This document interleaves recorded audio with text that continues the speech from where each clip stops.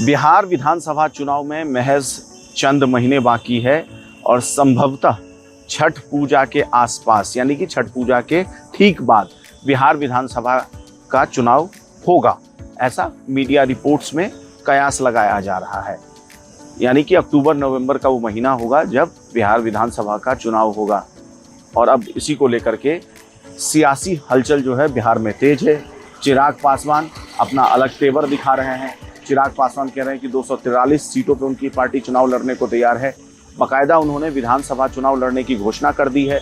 इसके साथ साथ जीतन राम मांझी उन्होंने भी कहा कि उनकी भी तैयारी 243 सीटों पे है। हिंदुस्तानी अवाम मोर्चा उनका पार्टी है। उपेंद्र कुशवाहा का अपना दावा है। इसी बीच सीट शेयरिंग को लेकर के जो खबर निकलकर सामने आ रही है वो ये है कि गुत्थी सुलझती हुई नजर आ रही है।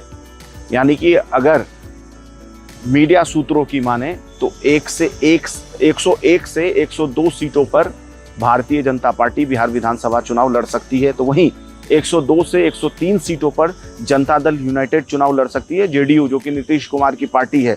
बात कर ले चिराग पासवान की पार्टी की तो 25 से 28 सीटों पर चिराग पासवान चुनाव लड़ सकते हैं। यानी कि एनडीए में उनको 25 से 28 सीटें जाएगी। वहीं हिंदुस्तानी अवाम मोर्चा जो कि जीतन राम मांझी की पार्टी है, केंद्र में जीतन राम मांझी मंत्री भी हैं, कैबिनेट मंत्री हैं, संभवतः उनको 6 से 7 विधानसभा सीटें मिलेगी। और राष्ट्रीय लोक मोर्चा जो कि उपेंद्र कुशवाहा की पार्टी है, उपेंद्र कुशवाहा बाकायदा लोकसभा चुनाव में अपनी सीट भी हार गए थे काराकाट से।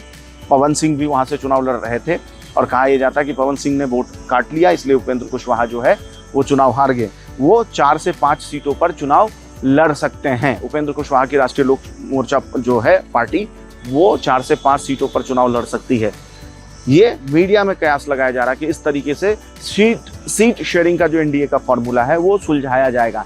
लेकिन इसी बीच चिराग पासवान हो या जीतन राम मांझी हो, दोनों अपना शक्ति प्रदर्शन कर रहे हैं। कल बिहार में चिराग पासवान ने एक जनसभा को संबोधित किया। उस जनसभा को संबोधित करते हुए उन्होंने कहा कि वो बिहार विधानसभा का चुनाव लड़ेंगे। आपको बता दूं कि 2020 के विधानसभा चुनाव में चिराग पासवान एनडीए से अलग होकर के लगभग जेडीयू के सभी प्रत्याशियों के खिलाफ उन्होंने अपना प्रत्याशी उतारा था। कई सीटों पे तो उन्होंने बीजेपी के खिलाफ भी प्रत्याशी उतारा था। तो लेकिन पूरे चुनाव प्रचार के दौरान वो खुद को पीएम मोदी का हनुमान बताते रहे, पीएम मोदी की तारीफ करते रहे। कई सारी अटकलें लगाई गई। उसके बाद उन पर यह आरोप लगा कि जेडीयू का जो सीट कम आया वो चिराग पासवान ने जिस तरीके से कैंडिडेट उतारा उसकी वजह से जेडीयू के सीट्स जो है विधानसभा चुनाव में कम आए। लेकिन अब एक बार फिर चिराग पासवान अपना तेवर सख्त कर लिए हैं, अपना शक्ति प्रदर्शन दिखा रहे हैं और कह रहे हैं कि 243 सीटों पर उनका चुनाव लड़ने का उनकी पार्टी तैयार है। तो वहीं दूसरी तरफ हिंदुस्तानी अवाम मोर्चा के प्रमुख और केंद्र में मंत्री जीतन राम मांझी भी कह रहे हैं कि वो भी 242 सीटों पर चुनाव लड़ने को तैयार है। 1 सीट यानी वो छोड़ रहे हैं। तो समझिए ये कुल मिलाकर के चुनाव जैसे जैसे करीब आ रहा है वैसे वैसे अपने सहयोगी दल पर एक तरीके से प्रेशर पॉलिटिक्स किया जा रहा है। अब सवाल ये उठता है कि क्या एनडीए, जिसमें भारतीय जनता पार्टी है, बिहार एनडीए की बात कर रहा हूं मैं, जिसमें जनता दल यूनाइटेड है, जिसमें हिंदुस्तानी अवाम मोर्चा है, जिसमें राष्ट्रीय लोक मोर्चा उपेंद्र कुशवाहा की पार्टी है, ठीक है, और जिसमें चिराग पासवान की लोक जनशक्ति पार्टी रामविलास है, क्या ये सभी एकजुट होकर चुनाव लड़ेंगे या इनमें से कोई एक नया राह अपना लेगा? और चिराग पासवान को लेकर के संशय की स्थिति इसलिए है क्योंकि वो प्रशांत किशोर का, और प्रशांत किशोर उनका कई बार तारीफ कर चुके हैं सार्वजनिक तौर पर मीडिया में भी। तो बड़ा सवाल है कि क्या बिहार विधानसभा चुनाव से पहले केंद्रीय मंत्री चिराग पासवान एनडीए के साथ रहेंगे या फिर एक नया रास्ता अपनाएंगे? क्योंकि मैं बताया कि प्रशांत किशोर भी इस बार बिहार विधानसभा चुनाव में एक बड़ा फैक्टर है।